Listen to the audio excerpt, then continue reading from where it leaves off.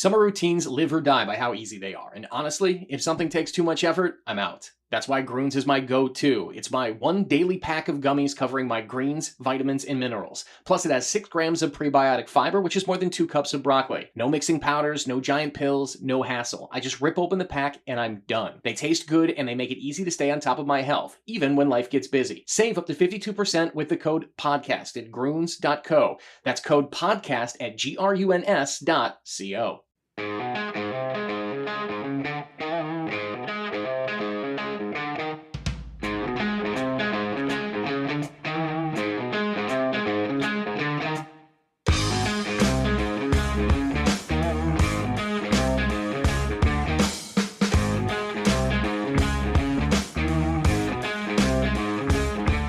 Welcome back to Wooden Sticks. I'm Kevin Gorg, your host here on the show. Looking forward to another great hockey conversation today. I call her the Golden Girl. She's Gigi Marvin. She's from the hockey hotbed that is Warroad, Minnesota. She's just always been that gal, right? She's been a superstar from the time she started playing in 8th grade varsity hockey up in Warroad. She became Miss Hockey in 2005. Over 400 points in her career with the Warroad Warriors program, and just a wonderful, wonderful human being. After that, she went on to play for the Golden Gophers, racked up nearly 200 points wearing the maroon and gold. And I think she's best remembered for being such a big, big part of women's hockey on the Olympic side and on the international side. She's played in all kinds of tournaments, but 3 different Olympics. Think about that. I mean, that just doesn't happen unless you're just extraordinary at your craft. She played in the 2010 Olympics in Vancouver, 2014 in Sochi. She got silver medals in both those with her team. And then in 2018 in South Korea, the gold medal. And just a remarkable career that continues. She had retired and was doing broadcasting. In fact, worked for us at Bally Sports North. And she's got just such a unique way of seeing the game. And I think she'll get back into that at some point because she's really good at it.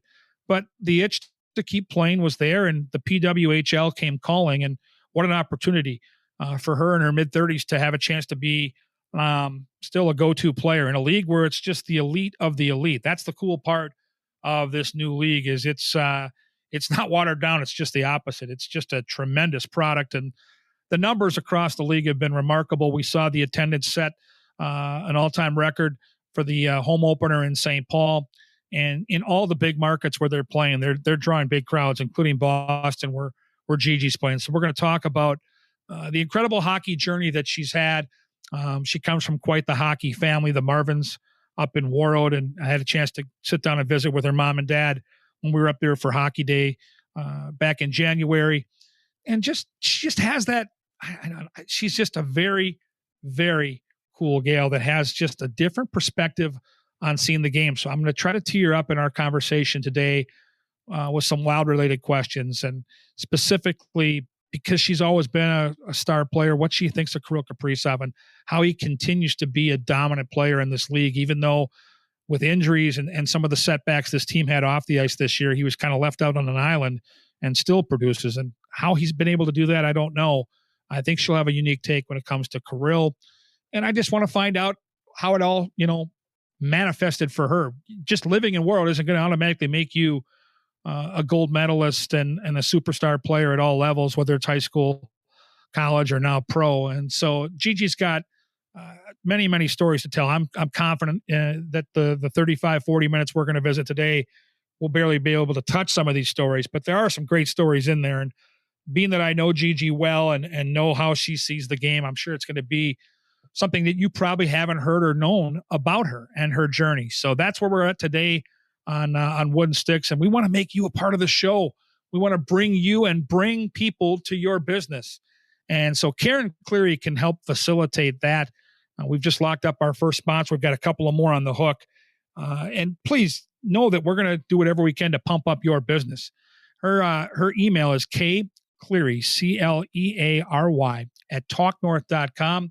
You can be one of the sponsors here on Wooden Sticks, and you've got the Talk North network behind you, so you know that you're going to be well taken care of, and we can't wait to help you along the way. So I'm very excited to hear a unique perspective from Gigi Marvin on her journey, maybe some Minnesota Wild talk, and get to know her just a little bit better here on Wooden Sticks. And if you want to be a part of the show, we'd love to have you. Karen Cleary can hook you up. K Cleary, Cleary at talknorth.com. We will pump up your business and bring people to you. And of course, people in the hockey world take care of their own. And speaking of that, it's almost boating season. We had that mild winter here in Minnesota, so we're excited to get back on the water. And Beta Bay, one of our first sponsors, can make that happen for you. Here's a word from them. Beta Bay Boat Club offers a limited number of season-long memberships in our private club and half-day or full-day pontoon boat rentals on Lake Minnetonka. Members have the opportunity to play on luxurious pontoon boats as well as a variety of well-appointed deck boats, speedboats, and offshore boats. Our daily pontoon boats are deluxe, custom-built boats with many amenities and comfortable seating for up to 14 people. Beta Bay Boat Club, Country Club Boating, 24 years in business and voted Minnesota's best 3 years in a row. Please visit us at betabayboatclub.com for more information. We look forward to welcoming you this summer.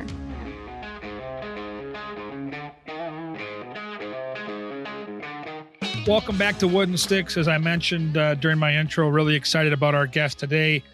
One of my all-time favorites in terms of people I've had the chance to get to know in the hockey world. Lucky enough to have worked with her for a couple of years at Bally Sports North. She, of course, is the great Gigi Marvin. Gigi, thank you for taking the time and talking some hockey today. I'm so excited. Thanks for having me on. Well, I had a chance to see you. I didn't get a chance to actually visit with you this weekend. This past weekend, working the Wild game, you were honored along with Neil Broughton and a bunch of great Minnesota athletes. Went into the Star Tribune, Minnesota Sports Hall of Fame. That had to be a real fun experience to be out there with football players, basketball players, and of course Neil Broughton, an all-time great hockey player. But that was quite a select group.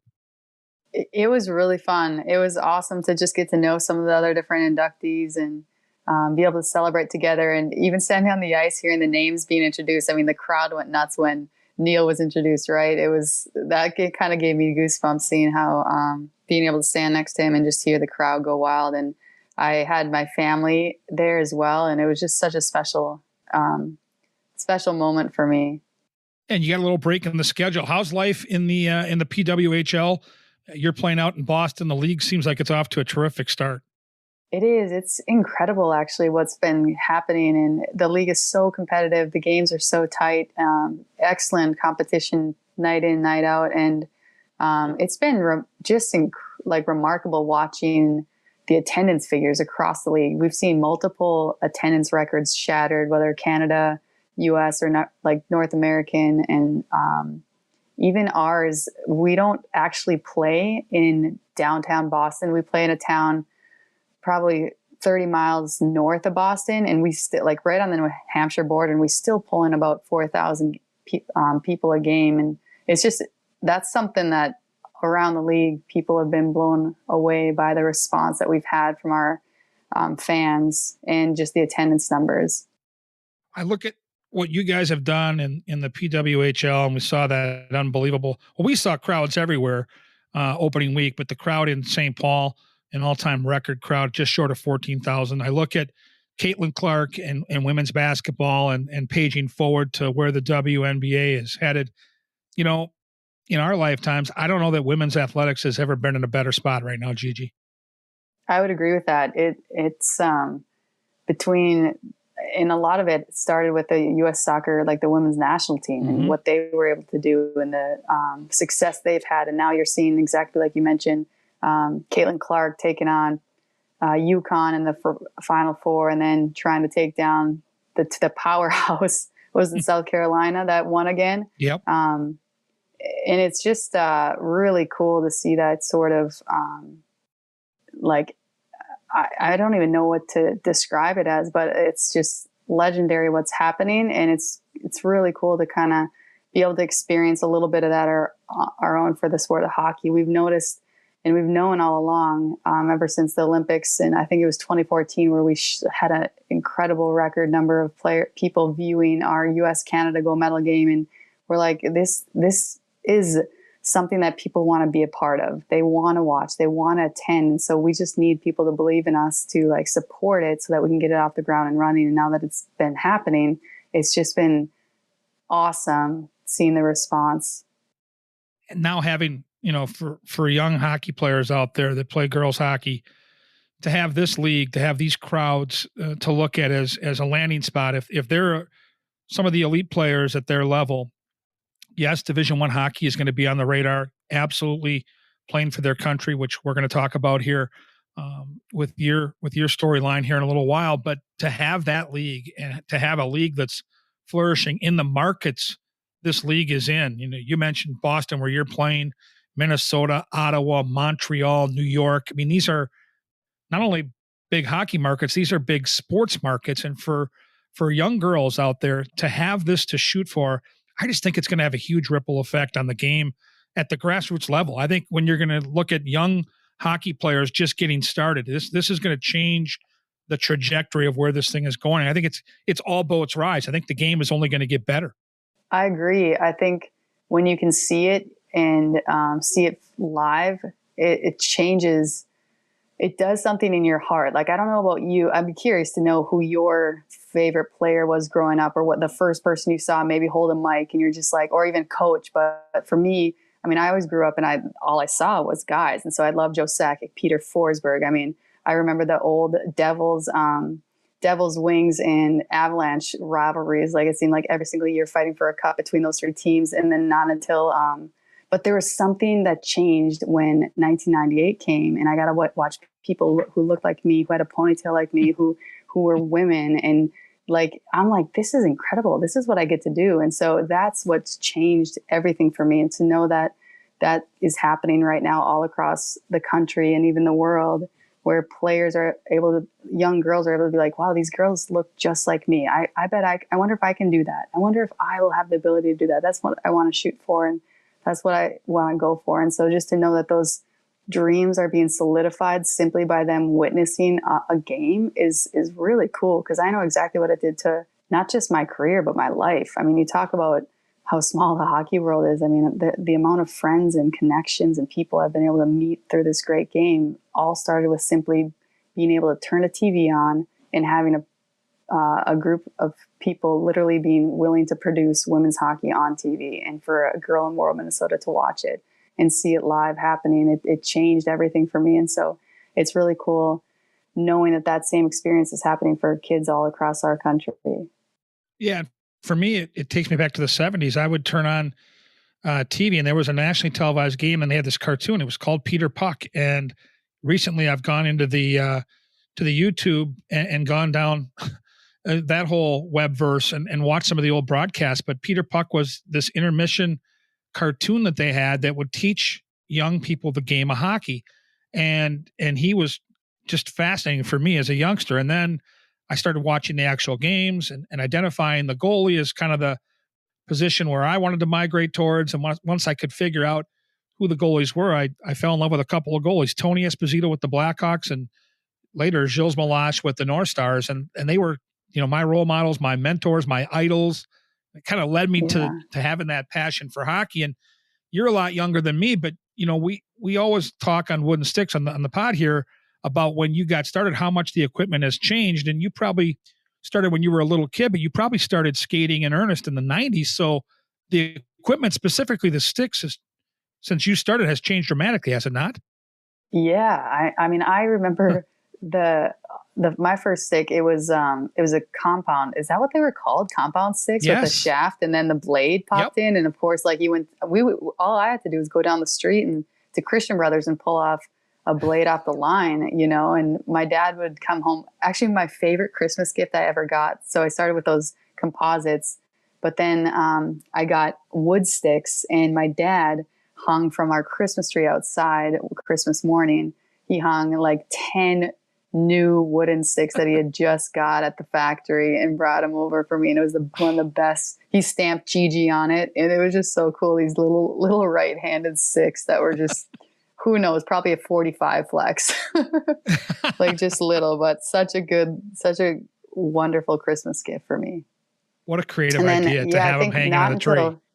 I know, it was genius. And then, so yeah, I had the composite for a while, then I had the wood stick. And then probably in 2000, I switched over to, and had my first Easton Synergy, which was awesome. It's still one of my favorite all-time sticks that I used.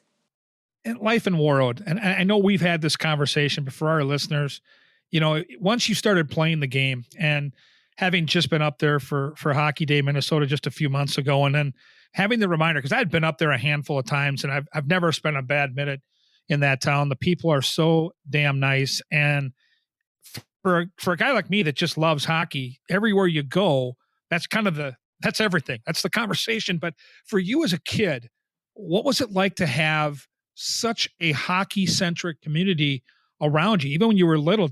How young were you when you kind of figured that part of it out? Oh, I mean, third grade. My third grade gym teacher was an Olympian. I'm like, this is just crazy. The guys down the street, everyone at every house that seemed like down the river were all Olympians and or NHLers. And it's like, where do I live? That it's so common and consistent that you look around and these people who come to the rink or come to the school, or whether they teach, coach you, or just there to cheer you on, are willing to give back and share. And they're just regular, they're not flaunting it or above you, other people. They're regular, down to earth guys who were super kind and genuine and just love the game of hockey. Did you play boys hockey when you were younger, or did you always only play with the girls? I played boys hockey until 8th grade. And then, so I played through Pee-wees, and then I started varsity in 8th grade for girls. And that's another dynamic that I think gets overlooked sometimes, but being a varsity hockey player as an 8th grader, it's a different experience when some of your teammates and good friends in that locker room are 17, 18 years old. Even the conversations at the rink about, everything but hockey, they're different for a 17 or 18-year-old that's going on to college than they are for an 8th grade kid. What was it like to navigate even just those relationships at such a young age? Yeah, you're right. It was an interesting dynamic. Thankfully, I had a great group of seniors, like, one of them, Mo Shooter, of course. And then my cousin Bethany was on the team as well. And I had a lot who were also softball players. So I actually had played on the varsity softball team as well the year before. And so I knew a lot of the girls. And so you're right. There's definitely conversations that go over my head. But for the most part, like the girls were very welcoming and kind. And I felt pretty safe with them and very entertained for sure. But I also just had such a desire to be the best at such a young age that, like, it was, I kind of just wanted to talk hockey for the most part. Like, I really enjoyed being at the rink and learning from them. And so I would ask them questions or just kind of try to pick up as much as I could. So you're playing at Warroad, you go on to post, I don't know, over 400 points in your high school career. I remember at that time, I was coaching the women's team at St. Thomas, kind of watching your career from afar, knowing you were never going to be on our radar because we were Division III. So for you, knowing you were going to be a Division I hockey player, was it always going to be Minnesota? Were there other teams on your radar when it got right down to it? Or how did that whole time, as a high school superstar, and again, you knew long before your senior year probably where you were going. How did that play out in your mind? I think I always knew I wanted to go to the U, but I did take a trip out east mainly to check out the academic aspect of it, to Dartmouth and Harvard, and which was actually really good for me. I enjoyed going out there and seeing what it was like because it immediately solidified in my heart a no-brainer that I was going to Minnesota. And I remember coming home, and probably the hardest conversation I ever had with my grandpa. I remember being so nervous because my grandpa, started the program at North Dakota and is just like legendary for what he's done there and how much he loves the Fighting Sioux. Like, I remember sitting across from the table at him when I made my decision in August, like in the summer, and being like, so Gramps, how would you, I think I'm going to go to Minnesota. Is that going to be okay with you? Like, terrified. This little young teenager just terrified what her grandpa might say. And then I didn't need to be, because he came back with what, like, I should have known already, but he's like, Gigi, anywhere you play, I'm going to be cheering for you, and I'm like, oh goodness, thank you. But like, there's such a rivalry with the Gophers and the Sioux back in the day, for sure, when they were in the same conference and everything. But it's funny to look back on, because, and I'm really grateful for that time, because he passed away probably 4 weeks later. Oh, so that conversation absolutely mattered, and one of your great memories. Yeah. And I think I get it too, because the North Dakota thing is legit, in Warroad. I think of TJ Oshie right off the hop, one of your former classmates and superstar player on the boys side. It's a natural for sure. But I think looking back at that time, where the program was in North Dakota, where the program was in Minnesota at that time, I mean, it had to be almost impossible for you not to be a Gopher, being the player that you were at Warroad. And it certainly worked out, right? I mean, it ended up being a great choice for you. You had an awesome go of it at the U of M. And I'm just fascinated when I always am reminded when I get ready to, kind of walk down memory lane with you, Gigi, is if you get to one Olympics, and I can't even speak to it, it's only in my mind, is, okay, that's incredible. But you're at 3. You're in Vancouver, Sochi, and South Korea, 3 different Olympics. I can't imagine how much fun that had to be a part of 3 different teams to represent, the country and wear the red, white, and blue. Oh, it was so special. And each one, everyone's always like, what's your favorite? And I'm like, well, obviously got to be the last one, right? Because we won gold.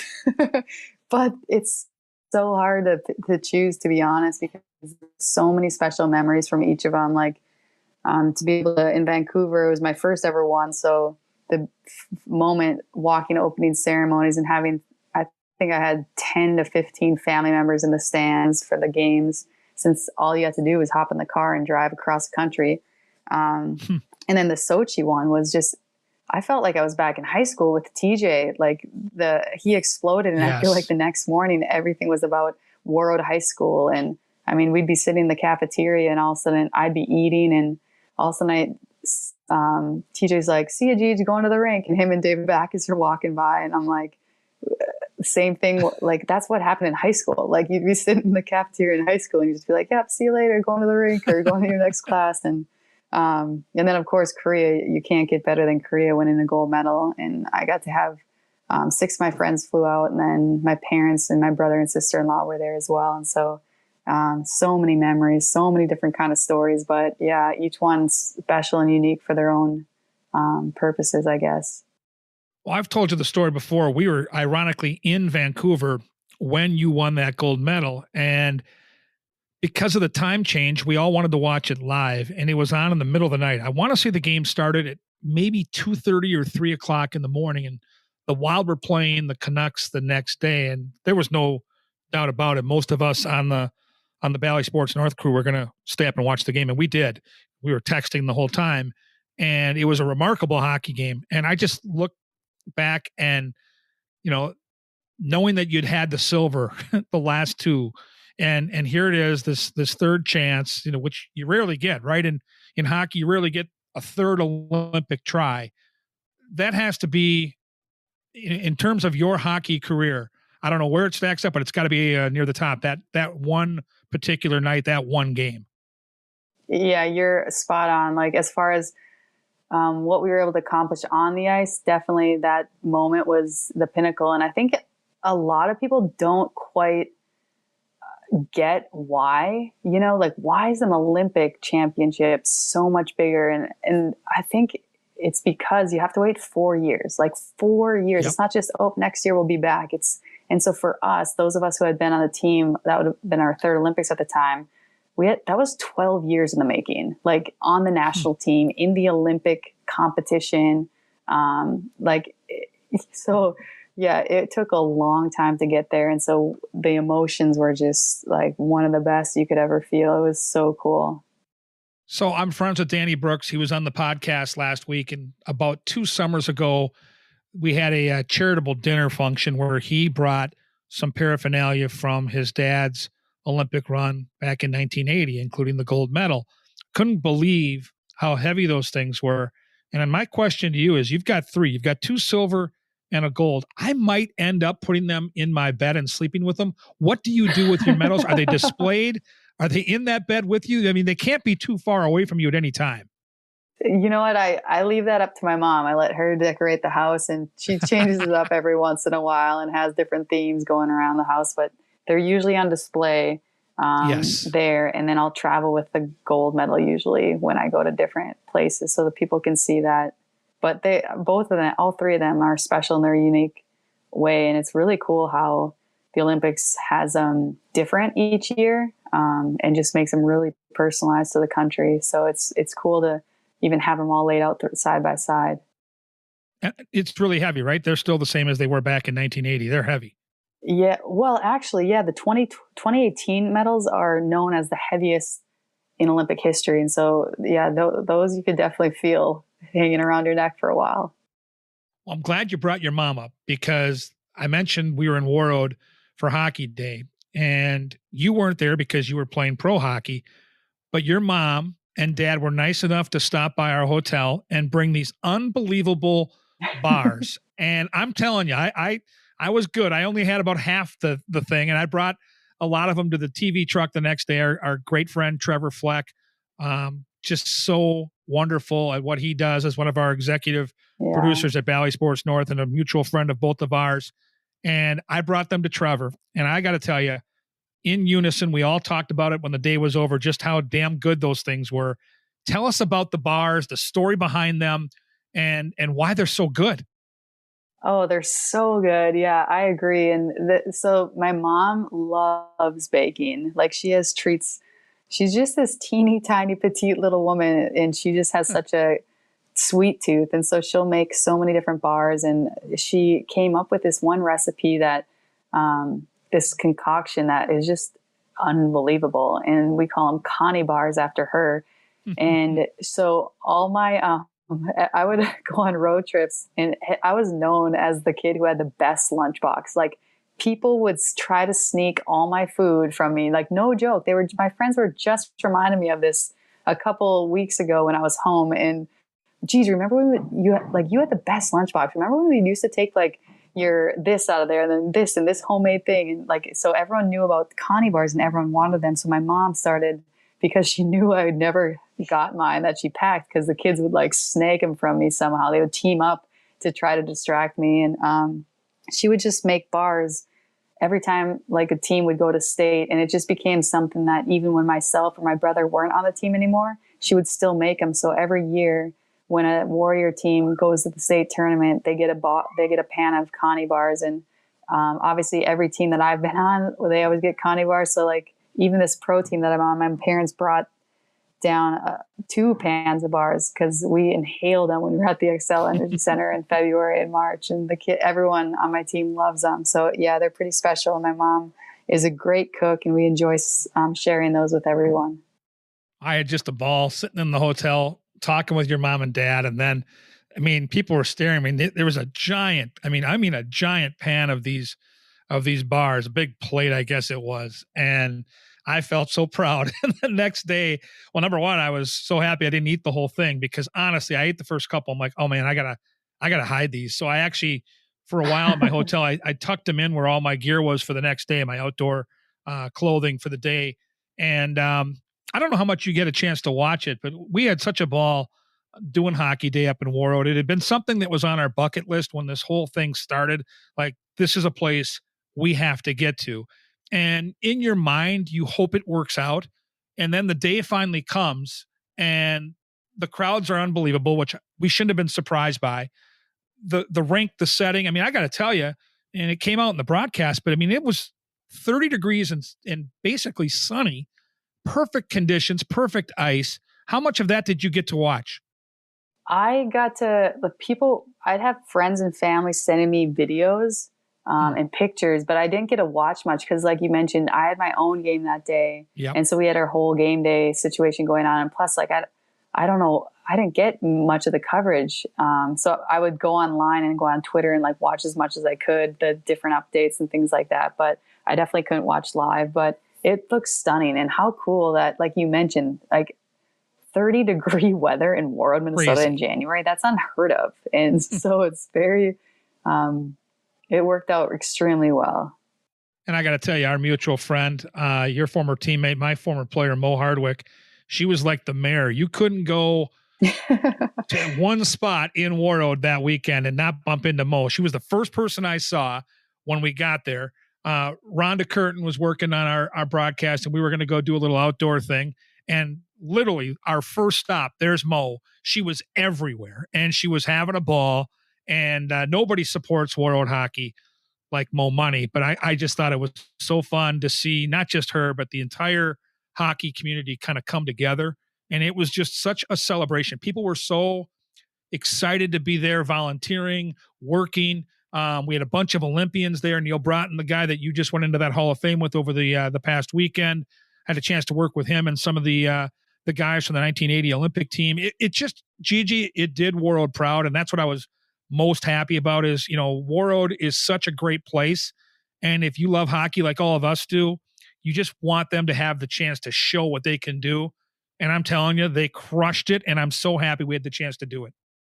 Oh, that's so good to hear. I'm really grateful to that it was such an incredible experience, because I know every time even in the summer, I mean, going home to run my hockey camps, I would meet with some of the board members who were putting that together, and it was awesome looking at the design and the hard work going into it and the creativity, and to see it all come together in such a beautiful way is something that is really special. We're all really excited that you're playing in the PW, and your broadcasting career is on hold. We'll leave it at that. But, you know, for me personally, Gigi, part of the reason I was so excited to connect with you again today on this podcast is because some of my best memories on the job were those couple years you worked with us and took some road trips. Because I've told my hockey buddies this, you know, when we get done working a game, we always, you know, the TV/radio crew, we always sit in the back of the bus or the back of the airplane and have a chance to visit about what we just watched. And I've been around hockey for 50 years, and I know plenty. I've coached, I've played, I've done all these things. But talking to you, you have such a different perspective on watching the game. And I think a lot of it is the player you are and the player you always have been. You see the game a little differently. It's always made you this extraordinary hockey player. So when I look at Kirill Kaprizov and I look what he is still doing, and this has been a tough year for the Wild. They're not going to be in the playoffs. We're all bummed about that. But when people ask me what the vibe is like and what it's like at the rink, I said, listen, if 97's out there, we're all on the edge of our seat or on our toes, like watching the game. There's just something special about watching the very best. Another 40-goal season for this guy. Gigi, why is he able, even in a year like this where the Wild have all these injuries and every team is putting their best shutdown line/defensive pairing out against him, why is he able to continue to produce year in and year out in your eyes? Yeah, it's incredible. It's so fun watching him. And I love his compete level, to be honest. I remember so many games we would call and work that, yes, he would dangle and he would do his mohawks and his edge work and fly around basically do a wrap around the net on his edges, like hanging on like a figure skater. But what always impressed me so much was his fiery desire to win puck battles, win board battles, win the puck, and just be relentless in his compete level. And so I think when you have that fire inside you, that demand to be the absolute best and like kind of never settling, like I don't know, I guess that just separates players. You can see it among the best of the best, and it's legendary, you know, I think at this point, how long he stays after practice and just like passes and shoots with Zook, you know, and it's amazing. Even in warm-ups, like my little nephew noticed, like, oh, all he does is pass the Zook. Like, that's all they're doing. They're passing back and forth. Sure enough, in a game, who passes him the puck and he snipes. And so even a little 7-year-old is noticing that connection. But I think for me, what I am really impressed with, yes, he has incredible skill and speed and just the balance with which to do all of this. But it's his desire and fire within him that it separates him and allows him to be so successful. Yeah, I'm glad you brought the practice thing up, because that's another layer to the legend that is Kirill Kaprizov. And I've had this conversation with many people, and it happened again last week. I had one of my dear friends, Mike Luckcraft, who's the head hockey coach for the Northfield boys team. He's a golf pro at the golf course at Mystic Lake Meadows, and his little boy is 6 years old and is thinking about becoming a goalie, and he loves Marc-Andre Fleury. So Mike is kind of in between wrapping up the hockey season, getting ready for the busy golf season. He said, can I bring my wife, Katie, and then my 2 kids, Tegan, his daughter is 4, and Landon 6 to practice? I said, sure. So they come to practice last week. It was last Friday, and they had a ball, and we're all kind of watching the practice together. And Landon literally is on the plexiglass. He can barely see over the dasher, but he's close enough where he can just lock in on Marc-Andre Fleury. And so I said, mark my words. I told Mike, I said, mark my words. Practice is going to get over. The coach is going to leave, and there'll be a half an hour that goes by, and there'll be a handful of people on this ice. And I promise you, 2 people are going to be out there, Kirill Kaprizov and Marc-Andre Fleury. And of course, I had to leave to go do my media stuff, do the coach presser, run down to the locker room. It's about 25 to 30 minutes after practice. I come back upstairs, and they're still out there doing skill games. Wow. Fleury's out there doing his thing.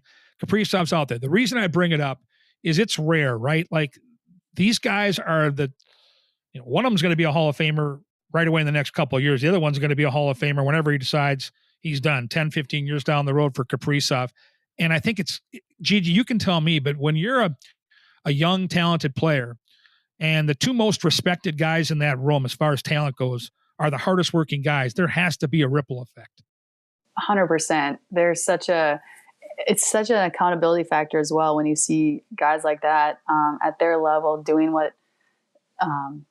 that day in, day out. Like, they do not take a break. I feel like there's so many times I even saw them where they're just out there working on their craft, and which is such a testament to their love of the game. They seriously feel like, I look at them and I'm like, they're just 5-year-olds out there skating, having a blast. And it's really cool and it's not easy to do. When you're getting paid like they are, and the pressure, and that is an actual job. And just like your performance, a lot rests on your performance, that those guys are able to have so much joy and be so free and want to be at the rink so much. Like, it's really special and unique. And I know it has an effect on the young kids coming up, and to be able to see that, and hopefully they're asking as many questions as they can, and it's just rubbing off on them in a very positive way. And for you now, this season in Boston, I remember talking to you a couple of years ago, and, you weren't quite sure if you were going to keep playing or keep broadcasting. You were kind of in the middle. And I knew from talking to you that if you could play and there was an opportunity that you would play. And I'm so happy that you are. Has it lived up to your expectations? Has this experience, going back out there playing pro hockey, and I know the league's doing great, and I know you're in Boston, which is one of my very favorite cities, but has it met your expectation? Because it's a ton of work, right? Yeah, it is a lot of work. And I retired for 2 years. And so it took a lot of energy to come back and put more strength on my body, and more like just the power, the speed, the explosiveness, the agility, all that stuff. But thankfully it came back pretty naturally, which I'm very grateful for. And this season has been a whirlwind. I feel like it's gone by so fast already. We only have 5 games left in the season, but it's been such a joy. Usually some of my favorite memories are competing in front of my niece and nephew. They haven't been able to watch me too often live. And so for them to be able to come down to the XL Energy Center and cheer and scream and bang on the glass during warm-ups to get a puck flip to them has been really special. And I've enjoyed seeing the growth of the game, and I've enjoyed being able to be a part of something that me and my teammates and those who went before us worked so hard to have come to fruition. And Boston's one of my very favorite cities to travel to. We only get to go once a year with the Wild. So I got to ask you, what do you do to get away from hockey? If it's an off day or after practice on a non-game day, what are some of your favorite spots in Boston? What do you like to do?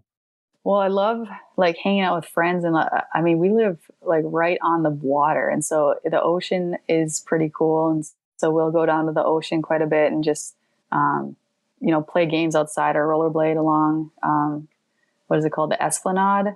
But even downtown Boston is so cool. Or going to Fenway. Fenway is such a great ballpark, right? I know you've been there quite a bit, and it's just so there's quite a bit to do. Or just walking around downtown. What I like about downtown Boston is that you got so much history, and it's a big city, but at the same time it feels small and compact, where you can walk and be in a beautiful garden like Boston Common, or you can go see incredible history stuff at Beacon Hill from like the 1700s. I mean, it's just crazy to think about how long some of these things have been here and what kind of the history has been just in this small town, I guess. But yeah, it's I've enjoyed living here.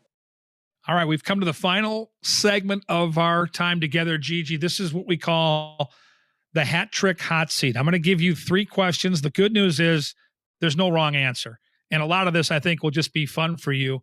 But there are 3 questions I have, and it's just a kind of get to know you a little bit better.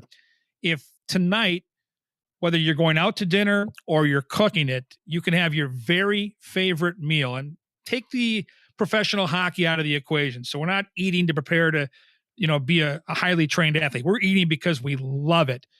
Your favorite meal, whether it's restaurant or at home, what would it be tonight? I'm going with steak and sweet potatoes. Yeah, you had me at steak. I love steak so much. Steak. I feel like I could have just stopped at steak because I just love it. All right. I don't need anything else. Just fill me up on steak. I could eat a whole plate of it. I don't need any potatoes, but if you're going to throw me some, that's cool. Yeah. I'll take it. But I do love steak. And we're now finally through winter here and ready to start grilling again. So I'll get that thing fired up. I got to get it going here probably in the next couple of weeks. It's going to be in the 70s next week here and back in Minnesota. Wow. So next question is, when you were younger, the very first concert that Gigi Marvin attended was what, and where was it? Oh, it was Shania Twain at the XL Energy Center. Now, what a great, now that right there, if you're a professional hockey player, why not go see a Canadian? And I'll guarantee you she had a hockey jersey on at some point. Yes, definitely. All right. Now, if you're going to vacation, my third question to close out the hat trick, your favorite place to vacation would be? Oh, it's a split between either St. Thomas down in the U.S. Virgin Islands or our family cabin up in northern Minnesota, Pine Acres. I mean, up there is so secluded. It's beautiful. You can water ski and fish all day long. I don't know. It's a toss up.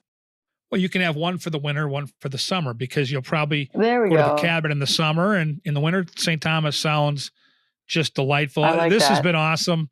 I love catching up with you. I hope that you're going to get back down to Minnesota at some point this summer. Maybe come out and see us at the racetrack. I'll be out there with your buddy Paul Allen at Canterbury all summer long. And anytime I get to spend with you, whether it's in person or visiting like we are today, I have a smile on my face, and I'm still smiling. Tell your mom from those Connie Bars. I'm not kidding you. Listeners, you're going to have to trust me. You've seen me, so you know that I haven't been cheated anywhere. These are the best dessert bars I've ever had, and I'm no BS. Like, there is something about those bars. I took 2 of them. I downed them that afternoon after your parents left my hotel. And I'm not kidding, I had to hide those suckers so I wouldn't go back in for more. I didn't want to show up at the TV truck the next day because Trevor knew I was coming, and if there was an empty tray, I would have been so embarrassed, but they were that good. So please pass that on to your mom about the Connie Bars. And I will. Thanks for being a part of Wooden Sticks. Thanks for having me. It's always, I'm smiling too. Just love being able to hang out with you and chat with you. We'll take a short break. You're listening to Wooden Sticks right here on the Talk North Podcast Network.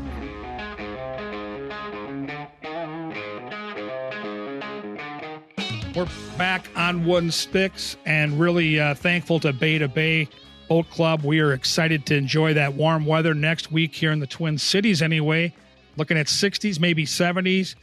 Bay to Bay Boat Club, something you want to definitely check out as we segue from the cold bitterness of winter and the heart of hockey season into playoff season. Even though it won't include the Wild this year, we're going to get a good taste of some wonderful matchups. Can't wait to see how that plays out.